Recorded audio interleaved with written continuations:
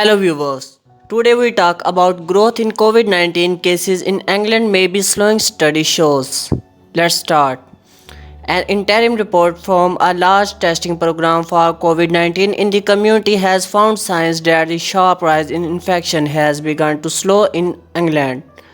The latest round of testing by the Imperial College React one study found a high level of infection and noted cases were counting to rise, but the rate of increase appeared to have come down. Scientists analyzed swab from more than 80,000 people out of a total of 150,000 taken between 18 and 26 September and found infections had risen substantially across all age groups and regions. Based on these swabs, the researchers estimate that more than 1 in 200 people across England now have COVID-19, a 0.55 of the populations, up from 0.13% in the previous round of testing. But Professor Paul Elliott, the director of the REACT study, told the Today program that the R-value of the epidemic, the average number of people in an affected person infects, appeared to have fallen from 1.7 to 1.1. Though he stressed there was a large error margin around the figure.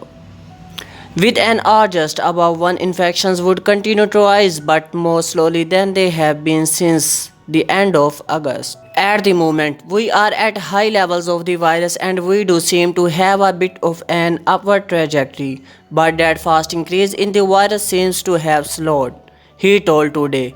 We just need to redouble our efforts and follow the guidance. Despite the apparent slowing in the rate of growth, the proportion of infected people is the highest the study has recorded, with new cases in the over 65s rising sevenfold. A similar increase was seen in the 55 to 64 age range. Young people continue to have the most infections, with about 1% estimated to be infected. While our latest findings show some early evidence that the growth of new cases may have slowed, suggestion efforts to control the infection are working. The prevalence of infection is the highest that we have recorded to date, Elliott said. This reinforces the need for protective measures to limit the spread of the disease and the public adherence to these, which will be vital to minimize further significant illness and lose the life from COVID-19. The REACT-1 study tracked COVID-19 in the community by analyzing nose and throat swabs from more than 150,000 randomly selected people every month over a 2-week period. Of 84,610 swabs analyzed in the latest round of testing, 363 testing positive. Extrapolated to the whole population, this suggestion 4,11,000 people have the virus. The latest data reported in a preprint that has yet to be peer-reviewed found that the infections was most common in 18 to 24-year-olds, with 0.96% infected. In those aged 65 and above, prevalence increased sevenfold from 0.04% to 0.29% compared to the last report.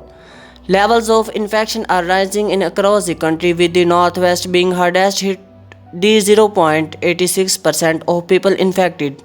Cases have also increased substantially in London, rising fivefold from 0.10% to 0.49%. As seen in the last report from REACT-1, Black and Asian people were found to be twice as likely to be infected compared with white people.